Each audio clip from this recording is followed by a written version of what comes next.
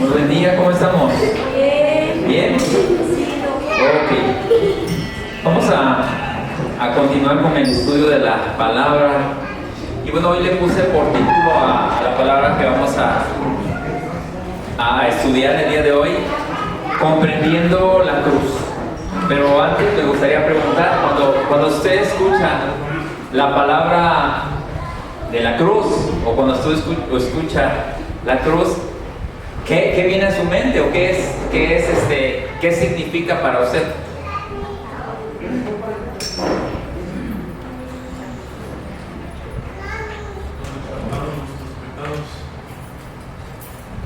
Que perdonaron nuestros pecados, sí. ¿Qué más? Un sacrificio. ¿Qué más? Vida. Una oportunidad. ¿Qué más? A ver, ¿qué más cuando escucha usted la palabra la cruz, qué viene a su mente? Porque realmente para nosotros la cruz tiene mucho significado. No el significado que le da la religión, porque la religión le da un significado de que cuando portas una cruz es como si fuera un amuleto, ¿verdad? Y realmente eso no significa. Pero ¿qué significa para usted? Porque usted es hijo de Dios. Y la obra de la cruz significa mucho para nosotros los hijos de Dios. Pero ¿qué significa para usted? Gracia. Trascendencia espiritual. Tiene que ver con trascendencia espiritual. ¿Qué más significa para usted? Amor. Es una muestra de amor. Y bueno, identidad. Tiene que ver con todo lo que ustedes me dijeron. Tiene que ver. Y quiero que me acompañen, por favor, a la primera carta a los Corintios. Vamos a irlo desarrollando. Y le voy a pedir que hoy, si usted tiene alguna duda, en el camino que sea del tema, podemos contestar, ¿verdad? Porque para eso, creo que para eso estamos aprendiendo y quiero que usted lo vea con una mentalidad de escuela, que usted lo vea con un entendimiento, porque los hijos de Dios necesitamos ser entendidos. Acuérdense que la fe debe ser una fe entendida. ¿Sí estamos aquí? Entonces, ¿quieren otra vez el título? Comprendiendo la cruz. La primera carta a los Corintios, en el capítulo 1, versículo 18 al 24, cita así: porque la palabra de la cruz es locura a los que se pierden, pero a los que se salvan, esto es, a nosotros, es poder de Dios. Pues está escrito: destruiré la sabiduría de los sabios y desecharé el entendimiento de los entendidos. ¿Dónde está el sabio? ¿Dónde está el escriba? ¿Dónde está el disputador de este siglo? ¿No ha enloquecido Dios la sabiduría del mundo?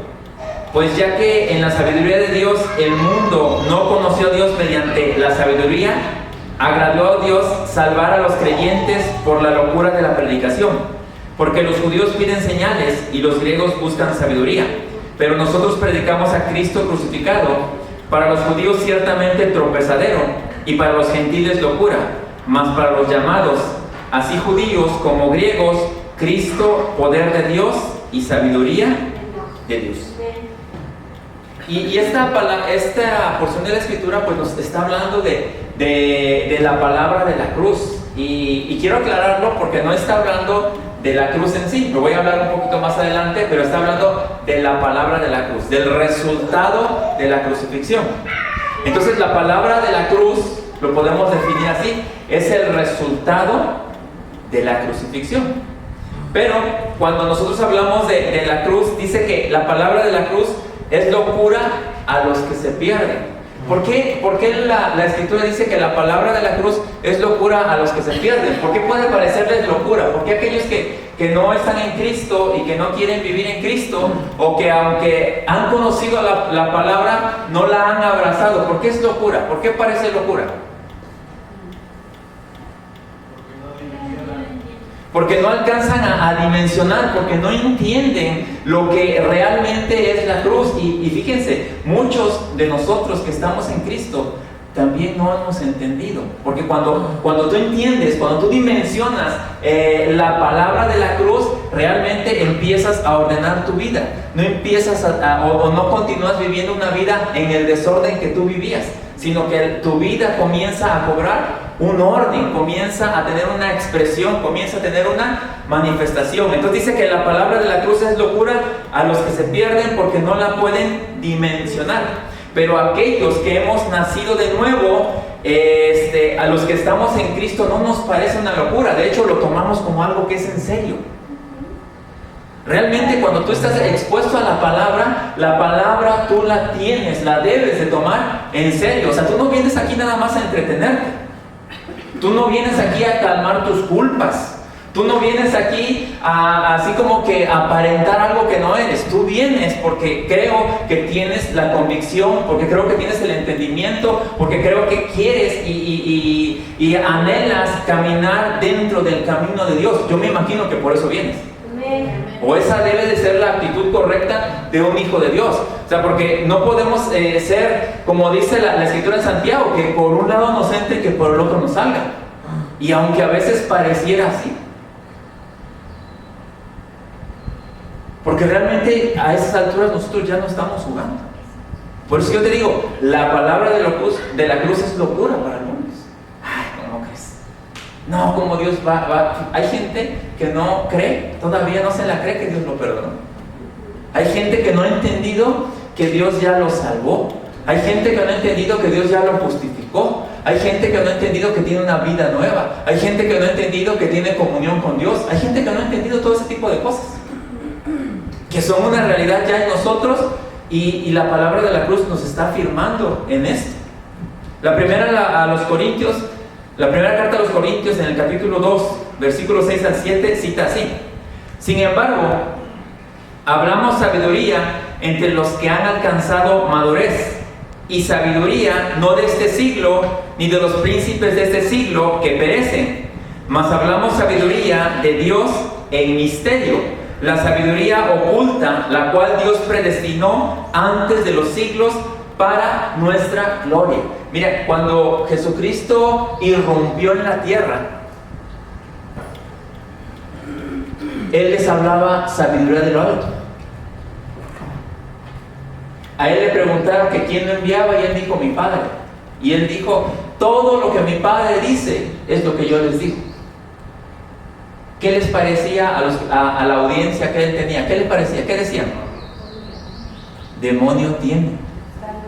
Está loco por lo que nos está hablando. Pero les estaba hablando precisamente de esto, de una sabiduría, porque Jesucristo, hasta su resurrección, era un misterio oculto.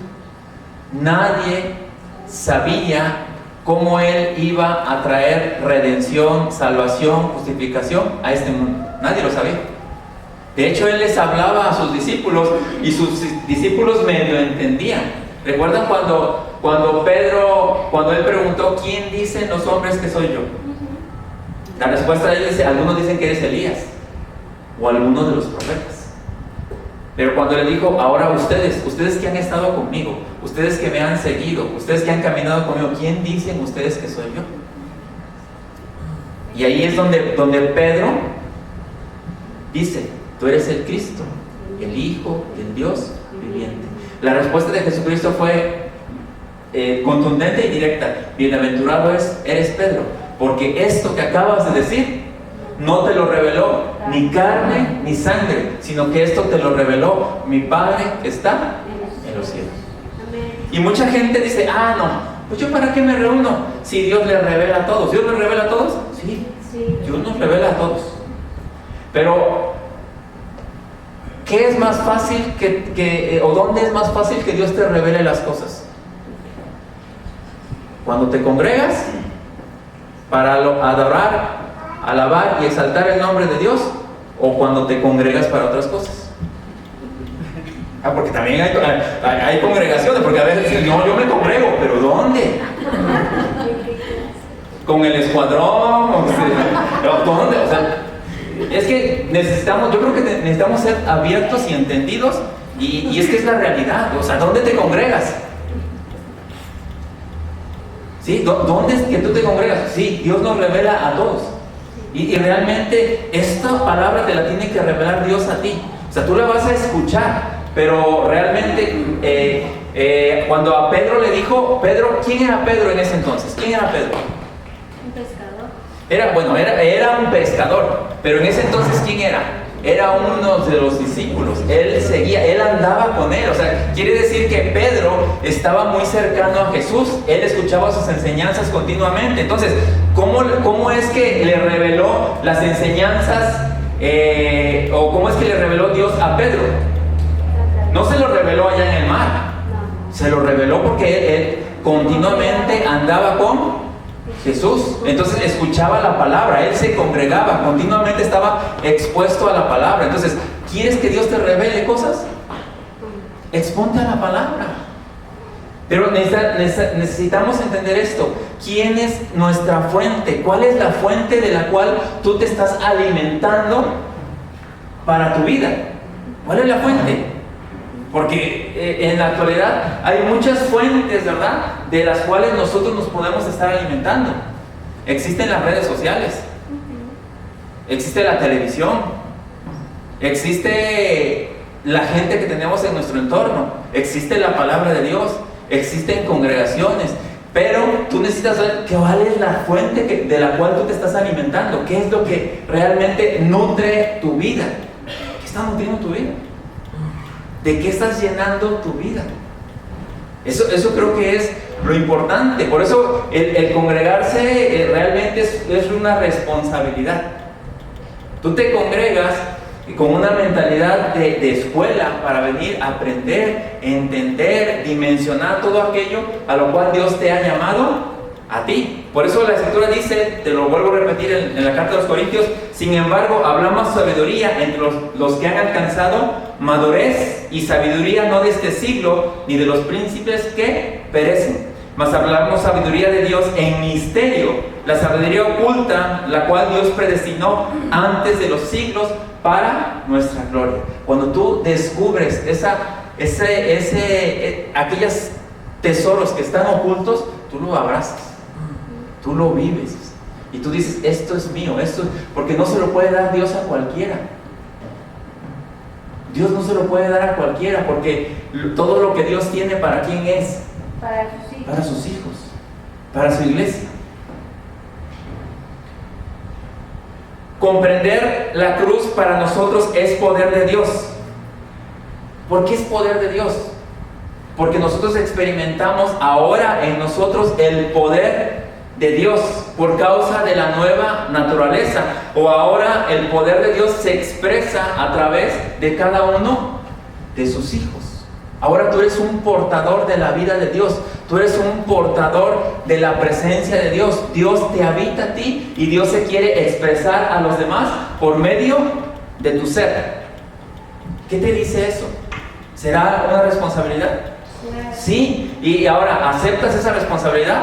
Pues aunque no la aceptes, Dios dice, esa es tu responsabilidad ahora que eres hijo. ¿Por qué? Porque como hijo de Dios necesitas hacerte responsable. Necesitamos hacernos responsables. Y la misma Escritura dice, está escrito, el mundo no puede conocer a Dios mediante la sabiduría terrenal. La Escritura es muy clara, dice, el hombre natural no percibe las cosas que son del Espíritu de Dios. Dice, porque para él son locura, dice, y no las puede entender, porque las cosas espirituales se han de discernir espiritualmente. Tú le hablas a la gente, le hablas cosas espirituales, y si no tiene un entendimiento, no te va a entender nada.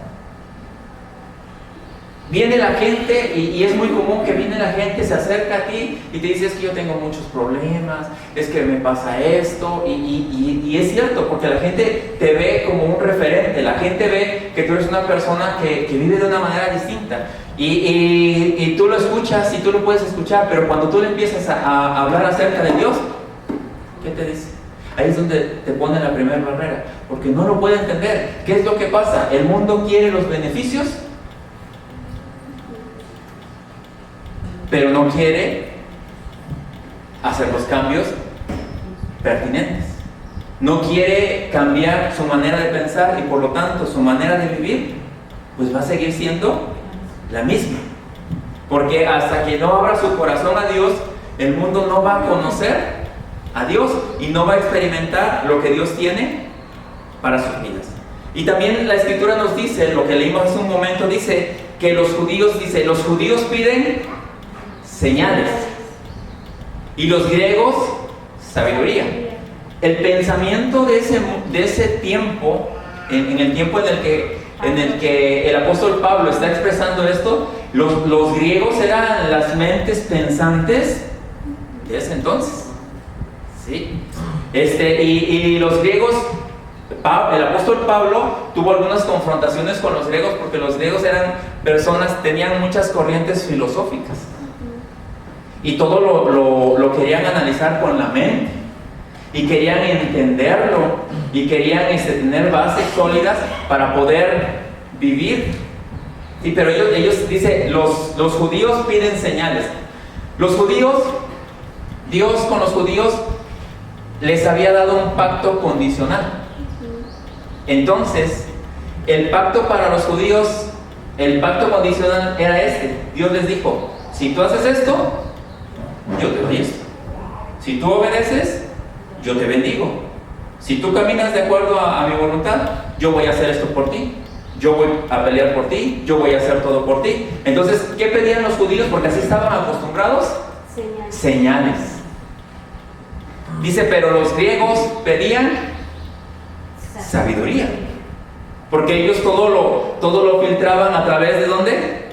De su mente. Ellos lo tenían que entender. Y ellos entrenaban mucho su mente para entender todas las cosas. Ahora, en este tiempo no diferimos mucho. Si tú fuiste entrenado con una mentalidad religiosa, ¿qué pides? ¿Qué le pides a Dios? Dios, si tú existes, haz que pase esto. ¿Y tú crees que sí va a pasar así? No, porque, realmente tenemos que entender, Él es Dios y nosotros somos su creación. ¿Sí? Entonces, ¿cómo la creación le va a decir a Dios lo que tiene que hacer? Pero tal parece, a veces lo enmascaramos de tal manera tan sutil, ¿verdad? Porque la religión nos enseñó a enmascararlo de una manera tan sutil. Y tú ayunas a Dios y el ayuno tiene poder. O sea, ¿tú crees que Dios va a decir, bueno, se está aguantando de comer 24 horas? Pues voy a concederle su milagro. ¿Sí lo va a hacer Dios? A veces en su misericordia Dios dice, lo voy a hacer, pero no por tu ayuno, sino porque es parte de lo que yo quiero hacer. Porque a Dios no lo mueve ni la lástima, ni nada más. A Dios lo mueve su propósito eterno. Si lo que se requiere está dentro de su propósito eterno, Él lo hace porque Él respalda su propósito. Pero si no, no va a pasar nada. Entonces, los judíos ¿qué pedían? Señales. Y los griegos, sabiduría. En este tiempo es igual. Hay gente que pide señales y pide señales. Dios hace un milagro en un lugar, Dios hace un milagro en una iglesia y Dios lo hace en todos lados. Pero Dios hace un milagro y ¿qué empieza a ocurrir? ¿Qué pasa? Se corre la voz y la gente empieza a congregarse porque dice, ahí sí que se mueve el poder de Dios. Ahora déjame preguntar. Cuando hablamos de la obra consumada dice que trae a la vida de las personas salvación. ¿Eso es mover el poder de Dios? Sí. Justificación. Sí. ¿Eso es mover el poder de Dios? Sí. Vida eterna. ¿Eso es el mover del poder de Dios? Sí. ¿Sí? Sanidad. Porque primeramente realmente lo que Dios trae la sanidad, trae comunión. Eso es mover el poder de Dios. Lo que pasa es que nosotros no hemos entendido, no hemos dimensionado y no valoramos lo que Dios ya hizo por nosotros. Dios nos ha colocado a nosotros en una plataforma. Mira, muchas veces como padres insistimos mucho en que voy a llevar a mi hijo a tal lado, o voy a llevar a fulano a tal lado, porque ahí Dios, realmente si tu hijo no quiere, o si tu familiar no quiere, tú lo puedes llevar a donde tú quieras. Porque el primero, ¿quién debe de abrir el corazón? La persona. Y tú puedes tener las mejores intenciones del mundo, pero a lo que necesitamos llevar a las personas es a que entiendan la cruz, a que entiendan el beneficio de la cruz, a que puedan dimensionar lo que es la obra consumada de Cristo. La Escritura dice que Cristo es poder de Dios y sabiduría de Dios. La cruz no se revela con conocimiento humano, sino con iluminación de arriba. Te lo decía hace un momento. Mateo 16:17 dice así: dichoso tú, Simón, hijo de Jonás, le dijo Jesús, porque eso no te lo reveló ningún mortal, sino mi Padre que está en los cielos. ¿Sí? ¿Qué es lo que le reveló? Que Él era el Cristo, el Hijo del Dios viviente. Pero si tú te das cuenta, momentos después, ¿qué le dijo Jesús a Pedro? Antes de que le dijera eso, sí, también eso le dijo. Que antes de que le dijera eso, ¿qué le dijo? Que no le dijera a nadie eso. ¿Por qué no le tenía que decir a nadie eso todavía? Porque Él todavía no había terminado la obra. Él todavía no había consumado la obra. Sí, Él era el Cristo. Acuérdense que Cristo era el misterio que estaba oculto. Entonces, ese misterio se iba a revelar hasta la resurrección. Pero en ese momento a Pedro se le reveló. Pero Pedro tenía sus vislumbres, ¿verdad? Porque después cuando él dijo, tú eres el Cristo, el Hijo de Dios viviente. Pero momentos después, versículos después, si tú quieres leerlo, él les empezó a contar de cómo iba a padecer, de lo que iba a pasar, que iba a ir a la cruz. A Pedro se le reveló que él era el Cristo, el Hijo de Dios viviente, pero a Pedro no se le había revelado la cruz. Y le dice, apártate de mí, Satanás. Te dijo, o sea, ¿cómo es posible que primero pudiste ver quién soy, pero no entendiste la obra que yo iba a cumplir? Y me estás diciendo que yo no vaya para allá, sino que es a eso a lo que yo he venido. Entonces, nosotros tenemos que aprender a distinguir entre la cruz y la crucifixión. ¿Sí? La crucifixión fue un evento que sucedió hace más de 2000 años y sin duda es el evento más importante y único en toda la historia, pero fue un evento que ocurrió en tiempo y en espacio, o sea, fue en ese momento. La crucifixión solamente ocurrió una sola vez. ¿Sí? ¿En eso sí estamos? Sí. Ocurrió una sola vez y fue el evento en el cual Cristo fue crucificado. La carta a los Hebreos nos habla acerca de este evento. Hebreos 10:14 dice así: porque con una sola ofrenda hizo perfectos para siempre a los santificados. Recordemos que Cristo se ofreció como una ofrenda al Padre. Se ofreció como una ofrenda para quitar o para pagar el asunto del pecado del mundo. Por eso Juan lo presenta como el Cordero de Dios que quita el pecado del mundo. Y qué bueno que Juan lo presenta de esta manera, porque en el Antiguo Pacto una de las sombras de esta ofrenda eran las ofrendas que se realizaban en el tabernáculo. Esas ofrendas eran ofrendas que se realizaban para cubrir los pecados de las personas, pero eran ofrendas que se tenían que hacer año con año, porque esas ofrendas solamente tenían como una validez de un año, y cada año se tenía que volver a hacer otra ofrenda para cubrir los pecados. Pero con este sacrificio o con esta ofrenda de Jesucristo como el Cordero de Dios que quita el pecado del mundo, fue una ofrenda que se hizo una sola vez y para siempre. O sea que no se tienen que volver a hacer otras ofrendas, no se tiene que volver a hacer otro sacrificio, no se tiene que sacrificar otro cordero.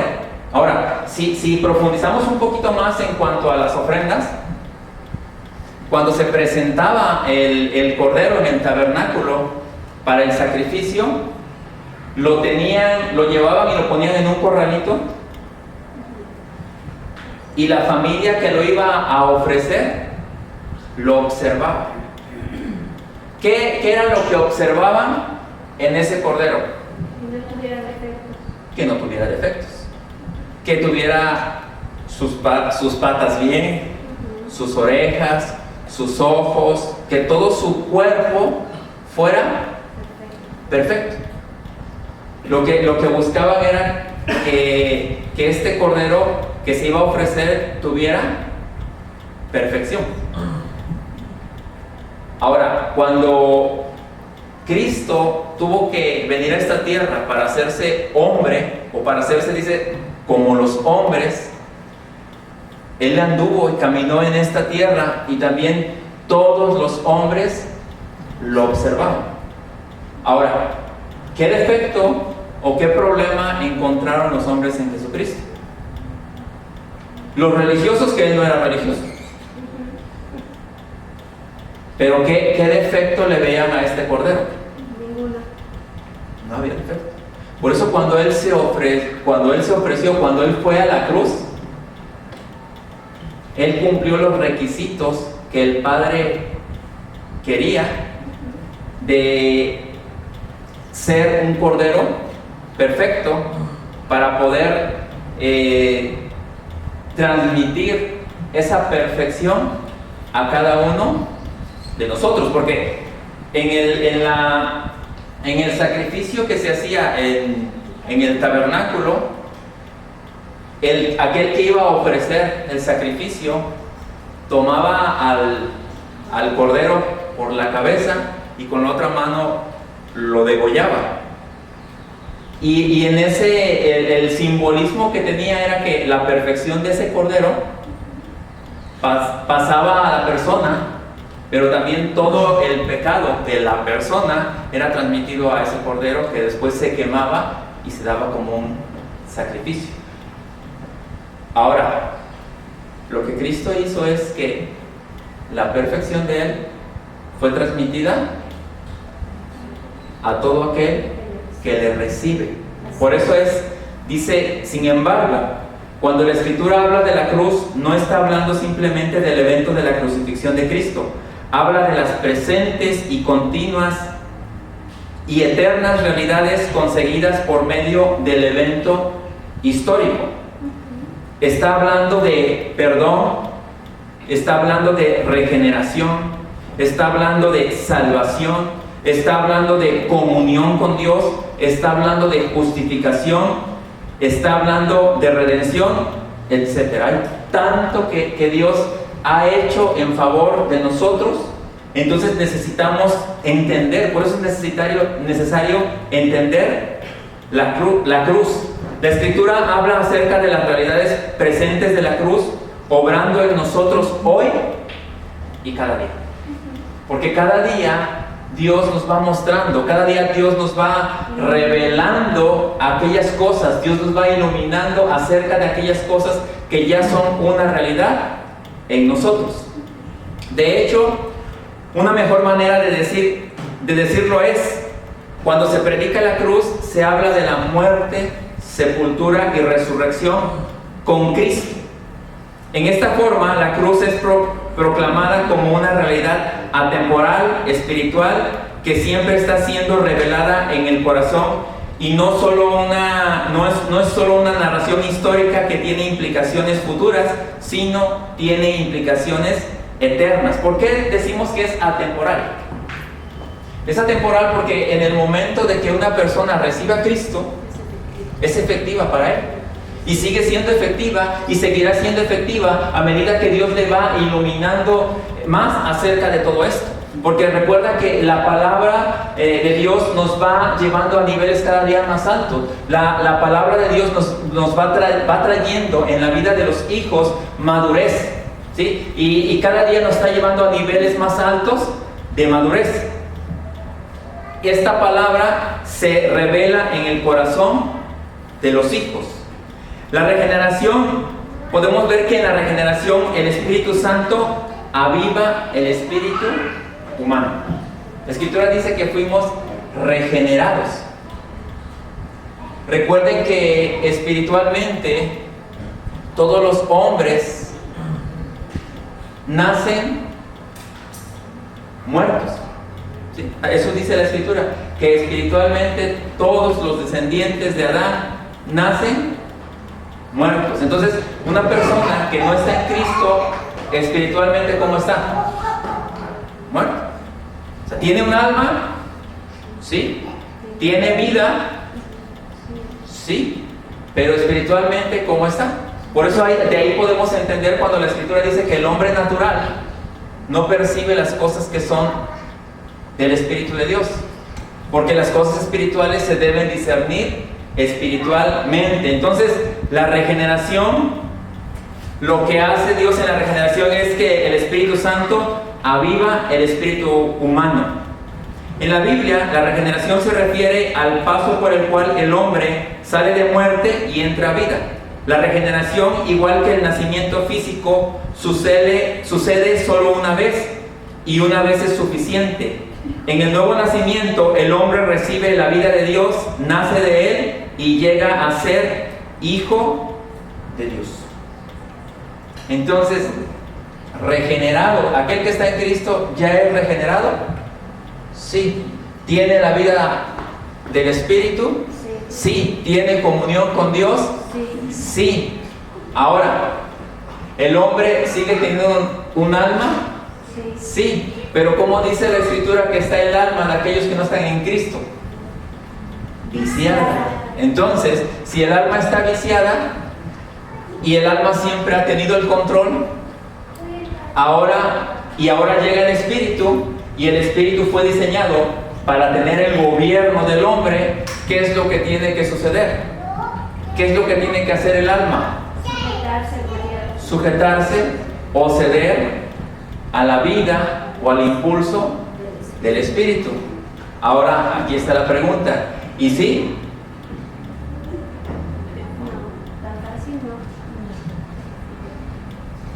Ese es el problema que tenemos. No tenemos un problema que luchamos con dos naturalezas, porque no es así. No puede ser de esa manera. La Escritura dice que la naturaleza de pecado fue muerta, pero Dios no nos reseteó el alma, ¿verdad? Ni nos la borró, sino que el alma sigue siendo la misma. Solamente que ahí es donde nosotros, dile a tu lado, ahí es donde nosotros tenemos que poner de nuestra parte. Ahí entra la renovación del entendimiento. Ahí entra la renovación del alma. Ahí es donde tú tienes que entender ahora quién es el que gobierna. Ese es el problema, ¿verdad? Porque Dios no se metió con tu alma. Dios te dejó el alma, no la tocó. Porque esa es la tarea que le corresponde a cada uno de los hijos de Dios. Esa es nuestra responsabilidad. Pero a veces somos irresponsables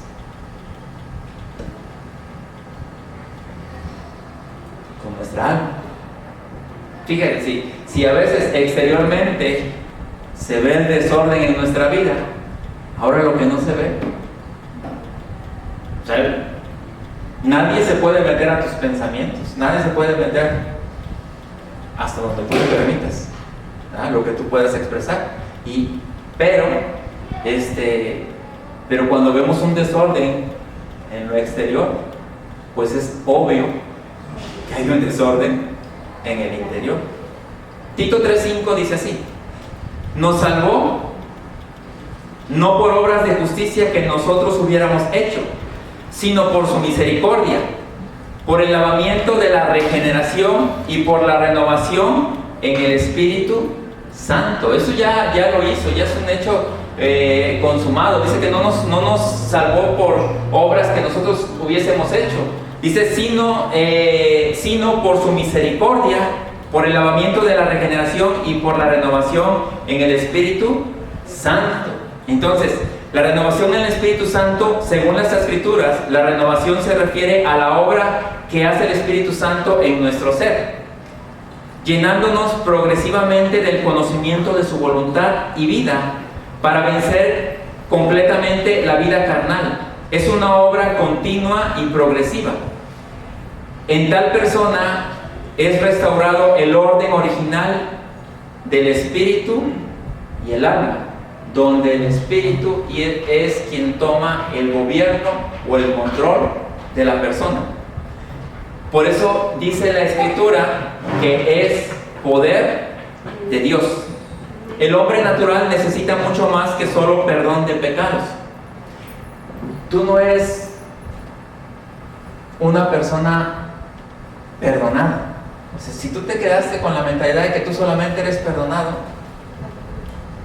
tienes que entender que no eres una persona perdonada. Tú no eres un pecador perdonado. De hecho, Dios lo que hizo es te dio una vida nueva. Quitó esa vida de pecado y te dio una vida nueva, pero no tocó tu alma. Entonces ahí es donde tiene que haber la renovación.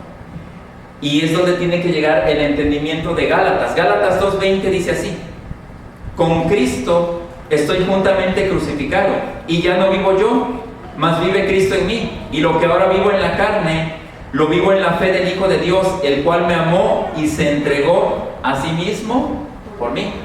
Porque aunque tú no experimentaste la cruz en carne propia, pero la naturaleza de pecado sí lo experimentó. Entonces tú ya no tienes una naturaleza de pecado, sino que ahora tienes una vida espiritual, una vida que se te ha dado en el Espíritu, y es la vida que ahora vas a aprender a vivir de esta manera. La cruz es mucho más que solo perdonar y remendar, es la eliminación de un género, el adámico, a fin de que podamos participar de la naturaleza divina. Esta es la realidad que nos está siendo revelada a nosotros como hijos de Dios. Nosotros no solo fuimos perdonados por el sacrificio de Cristo, fuimos crucificados con Cristo. En realidad, de esta manera fue como nosotros fuimos perdonados. Estábamos muertos en pecados, pero mediante la cruz nos convertimos en muertos al pecado para así poder estar vivos para Él. Nosotros estamos muertos al pecado. Amén. Recuerda que hemos dicho que el que ahora, estando en Cristo, peca porque quiere. Sí. No peca porque es tan fuerte en mí que no puedo pararlo. ¿Será de esa manera? No, porque nosotros estamos ya muertos al pecado. El que ahora decide errar al blanco, lo decide porque quiere. La cruz es el final de un género y la eliminación o el inicio de otro nuevo. Aquellos que comparten la vida resucitada de Cristo. Fue una espada que cortó entre dos creaciones. Fue la que dividió la primera creación, Adán, y la nueva creación, Cristo. La cruz amputa una y comienza otra, arranca una y planta otra. Cuando Cristo murió, todo lo de Adán murió en Él. Cuando Cristo murió, nosotros morimos en Él. La carta a los Romanos en el capítulo 6, versículo 3 al 11 cita así: ¿O no sabéis que todos los que hemos sido bautizados en Cristo Jesús, hemos sido bautizados en su muerte? Porque somos sepultados juntamente con Él para muerte por el bautismo, a fin de que como Cristo resucitó de los muertos por la gloria del Padre, así también nosotros andemos en vida nueva. Porque si fuimos plantados juntamente con Él en la semejanza de su muerte, así también lo seremos en la de su resurrección, sabiendo esto, que nuestro viejo hombre fue crucificado juntamente con Él, para que el cuerpo del pecado sea destruido, a fin de que no sirvamos más al pecado. Porque el que ha muerto ha sido justificado del pecado, y si morimos con Cristo, creemos que también viviremos con Él, sabiendo que Cristo, habiendo resucitado de los muertos, ya no muere. La muerte no se enseñoreará más de Él, porque en cuanto murió, al pecado murió una vez por todas, mas en cuanto vive, para Dios vive. así también vosotros consideraos muertos al pecado, pero vivos para Dios en Cristo Jesús, Señor nuestro. Entonces, ¿cómo es que un hijo de Dios se debe considerar en cuanto al pecado? Muerto. Muerto. ¿Y qué hace un muerto? O sea, en cuanto al pecado estás muerto. Entonces, ¿el pecado tiene poder sobre ti? No. Ya no. Pero en ocasiones hay expresiones de pecado en nosotros. ¿Sí? Pero es porque el pecado tiene poder y dominio sobre ti. No. ¿No? Es porque en su momento tú lo decides o ignoras. Pero no es que el pecado tenga poder sobre tu vida. Porque la Escritura, entonces la Escritura diría mentiras, porque dice que Él nos liberó del poder del pecado. Entonces el pecado no tiene poder sobre nosotros. Porque muchas veces decimos, ay, es que la tentación era tan fuerte. Y le damos un poder que no tiene. Porque el pecado no tiene poder sobre nosotros. La cruz es, por lo tanto, el poderoso acto de Dios que nos traslada de Adán a Cristo. Entonces, a través de la cruz fuimos perdonados, sí, pero solamente porque fuimos crucificados. Fuimos crucificados con Cristo para que podamos caminar ahora en la novedad de su vida. Su antigua vida llegó a su final y ahora usted es nacido de nuevo por su semilla. Colosenses 1, 12 al 14 dice así: con gozo dando gracias al Padre que nos hizo aptos para participar de la herencia de los santos en luz, el cual nos ha librado de la potestad de las tinieblas y trasladado al reino de su amado Hijo, en quien tenemos redención por su sangre, el perdón de pecados. Entonces, ahora dice que estábamos bajo la potestad de las tinieblas. Y aclarando esto, que tinieblas no es ni demonios, ni diablos, sino que tinieblas es ausencia de luz, pero también es ignorancia o falta de conocimiento. Y el libro de Oseas dice: mi pueblo se perdió porque le faltó conocimiento. El mundo se está perdiendo porque tiene ignorancia, porque ignora la vida de Dios, porque ignora la obra de la cruz, porque ignora el poder de Dios, porque ignora todo lo que Dios ya realizó, porque ignora la obra consumada. Pero es triste que muchos de los hijos de Dios se pierden o no viven las vidas para las cuales fueron creados ellos. ¿Por qué? Ignoran. Porque todavía hay tinieblas en su vida, porque todavía no se han visto en el reino del Hijo de Dios, porque estábamos en tinieblas, pero dice que fuimos trasladados a ese lugar, fuimos trasladados al reino de Dios. La iluminación ha venido a nuestra vida, la iluminación está presente a nosotros. Nuevamente toco el ejemplo de Pedro. Si Pedro hubiese continuado pescando, ¿le podría haber llegado la revelación de quién era el Cristo? Posiblemente sí. Vamos a decir que posiblemente sí. Pero ¿dónde es más probable que se te pueda revelar tu realidad espiritual? ¿En Netflix? ¿En el WhatsApp? ¿En las redes sociales? ¿En Facebook? En una congregación en una congregación de gente que no tiene nada que ver con Dios. ¿Dónde? ¿Dónde es más fácil? O congregándote.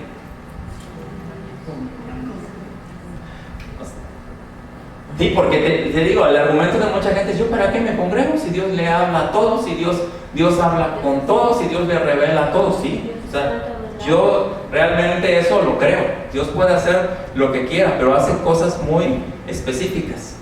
Pero en la gran mayoría necesitamos ser instruidos, necesitamos estar expuestos a la palabra de Dios para que Él nos pueda iluminar podamos ver lo que realmente es. Porque yo te puedo hablar cosas acerca de la palabra de Dios, pero el que hace la obra y el que te revela, el que te ilumina, pues es Él. Es la obra de Él.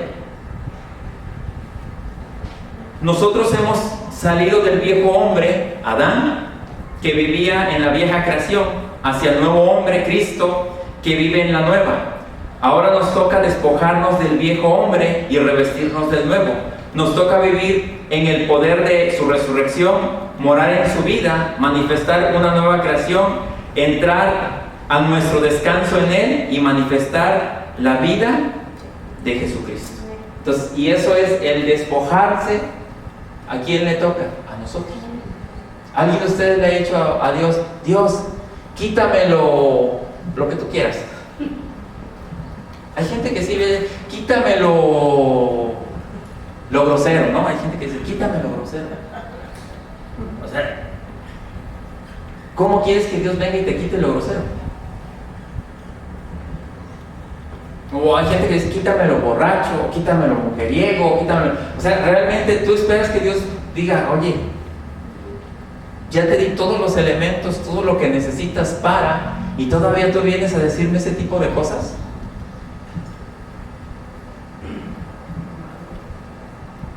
Porque a veces somos así como todos se lo queremos dejar a Dios. Cuando escuchamos la obra consumada es que Él ya hizo todo lo que correspondía a Él y ahora nos corresponde a nosotros. Lo que te decía, a nosotros nos corresponde despojarnos del viejo hombre que está viciado, pero también nos corresponde revestirnos del nuevo.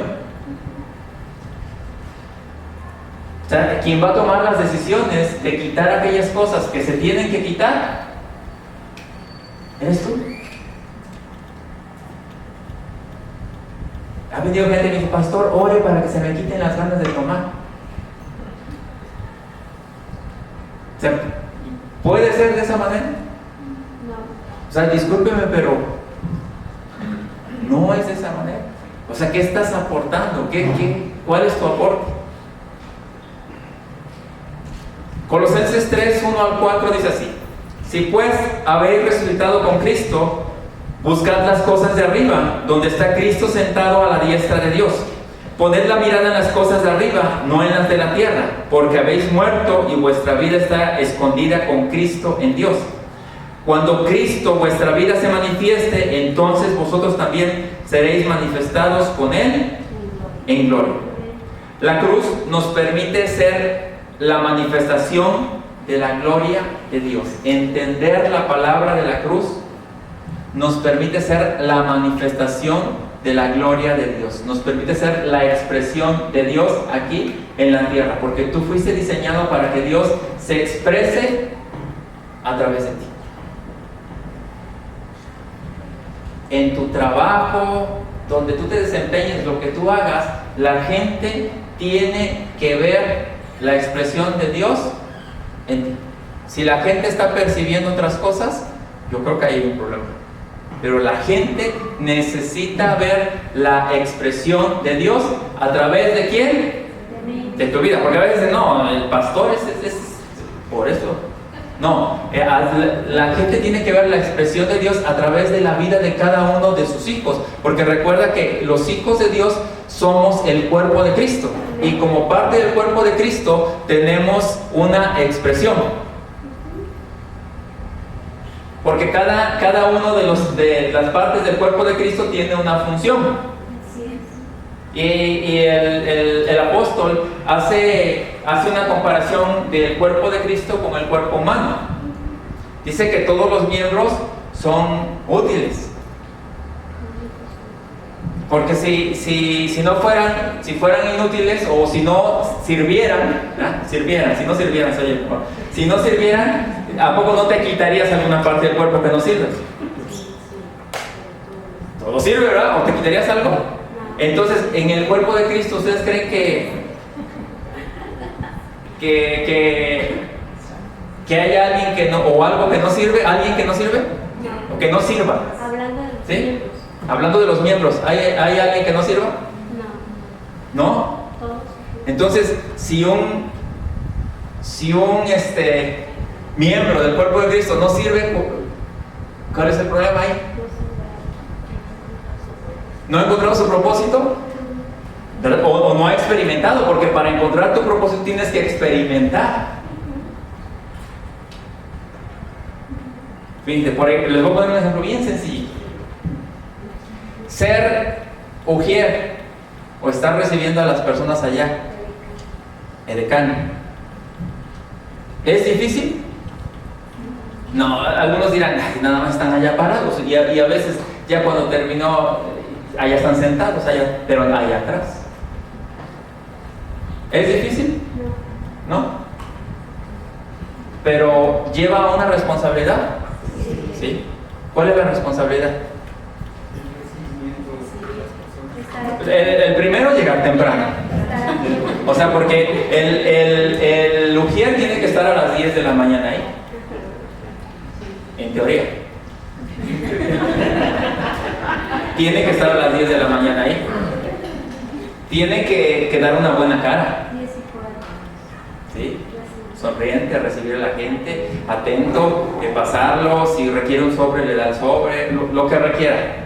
Si hay aquí algún desperfecto o lo que sea, el ujier es el que atiende y él está a cargo. No es difícil. Pero ahora, Mari, te encargo que todos aquí del parte del cuerpo de Cristo, pues como no es difícil, ya escuché que todos dicen que no es difícil, pues mételos en la lista, imagínate, tenemos como para 2 años. ¿Sí? O sea, si te das cuenta como a veces decimos, bueno, eso como que no requiere tanta ciencia, ¿verdad? Pero sí requiere compromiso. Y así podemos ir. Ahora, muchos de aquí son maestros de profesión. ¿Hay necesidad con los maestros de niños? Sí. Hay que los atiendan, ¿verdad? Yo que todo el tiempo lidiando con chamacos y lidiar aquí. Entonces, ¿sí es tu profesión o no lo es? ¿O si es tu asignación? Y aunque no seas maestro, porque algunos dicen, ellos porque son maestros, pero no porque sea maestro o no sea maestro, no se le puede dar una enseñanza a un niño, ¿o no? Sí, o sea, realmente, o sea, somos parte del cuerpo de Cristo y te puedo seguir nombrando más situaciones que como parte del cuerpo de Cristo nosotros podemos servir, pero a veces nosotros nos acomodamos y realmente los hijos de Dios siempre tenemos que estar al servicio. Una característica de los hijos de Dios es que somos serviciales. Dice que estamos enteramente preparados para toda buena obra. Y es parte de ser del cuerpo de Cristo. Es parte de ser obedientes a la voz del Espíritu Santo. ¿Has visto algunas carencias o algo que como que les falta aquí? Como que al pastor no se le pasa esto. Sí, ustedes han notado cosas que así al pastor se le pasa que no, como que no, pues como que no las ve. ¿Sí o no? Digan sí, las hemos visto. Mira, cuando tú ves una carencia en algún lugar, Dios te está diciendo, ve y súplela, o ve y habla. Pero también cuando ve y lleva la solución, porque Dios te lo está mostrando a ti. Hay cosas que yo no alcanzo a ver. O sea, es cierto, hay cosas que yo no alcanzo a ver. Pero si Dios te la está mostrando a ti, apóyame para que juntos salgamos adelante como cuerpo de Cristo. Entonces, les decía, porque la cruz me permite ser la manifestación de la gloria de Dios. Y de esta manera le damos cumplimiento al propósito eterno. Habitar en Cristo es vivir nuestra unión con Jesucristo, vivir por la vida de otro, ser hallado en Él y que esa realidad defina nuestra alma. Es la experiencia de Gálatas 2:20. Yo he sido crucificado con Cristo, sin embargo, vivo, pero ya no yo, sino Cristo vive en mí. Habitar en Cristo es cuando vivimos como vasijas que expresan la vida manifestada del Hijo de Dios. nosotros solamente somos vasijas de barro que contenemos un tesoro. Y ese tesoro es Jesucristo. Pero la idea, ¿recuerdan cuando la mujer rompió un frasco de alabastro para que ese perfume de alabastro ponerlo a los pies del Señor? ¿Sí recuerdan? Sí.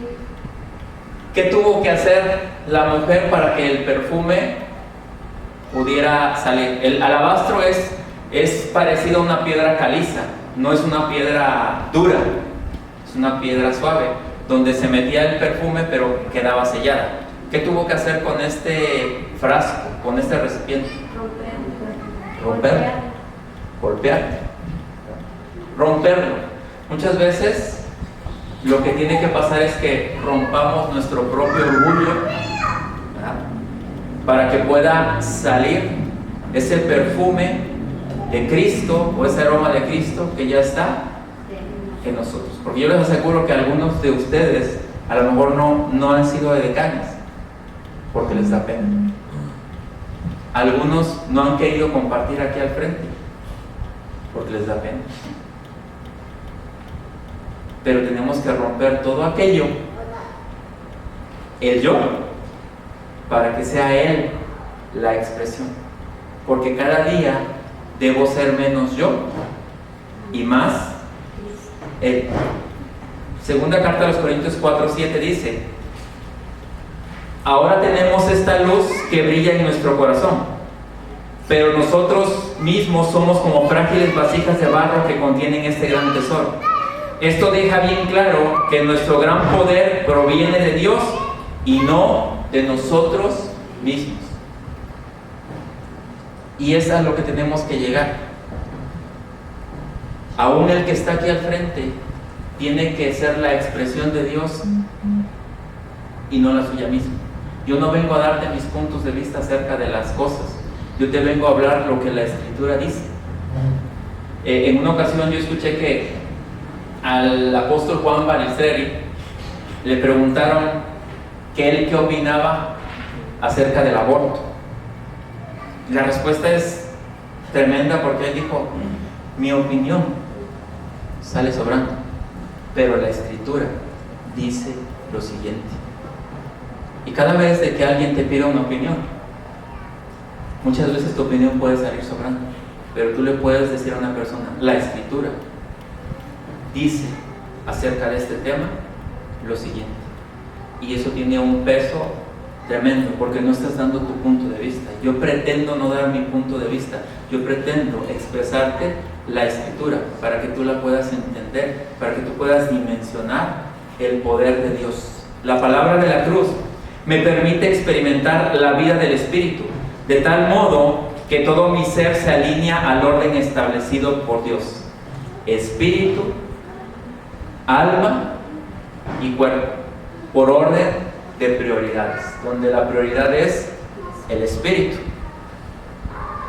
Alguien lo dijo de esta manera: el espíritu es el amo, el alma es el mayordomo y el cuerpo es el sirviente. Cuando alguien no ha entendido esto, el cuerpo es el amo y todo lo demás es historia, porque tú sabes cuando el cuerpo es el amo, es un desastre. Pero cuando nos alineamos al orden divino, espíritu, alma y cuerpo, realmente las cosas son totalmente diferentes.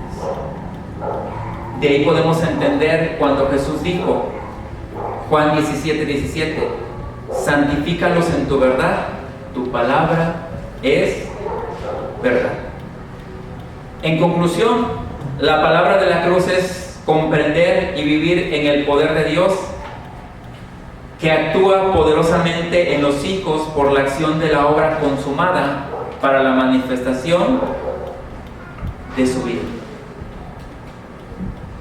Lo que Dios quiere es que los hijos de Él podamos entender la palabra de la cruz, podamos dimensionar todo lo que Dios alcanzó en favor de nosotros, para que de esa manera podamos ser la expresión de Él aquí en la tierra, para que de esa manera más gente, este mundo se pueda conectar con Él, para que de este modo Él sea exaltado, para que de este modo Él sea el que muestre la grandeza a través de cada uno de sus hijos. Recuerda, nosotros solamente somos esas vasijas de barro que contenemos ese gran tesoro que es Cristo, y la gente necesita conocerlo a Él. Amén. Oramos.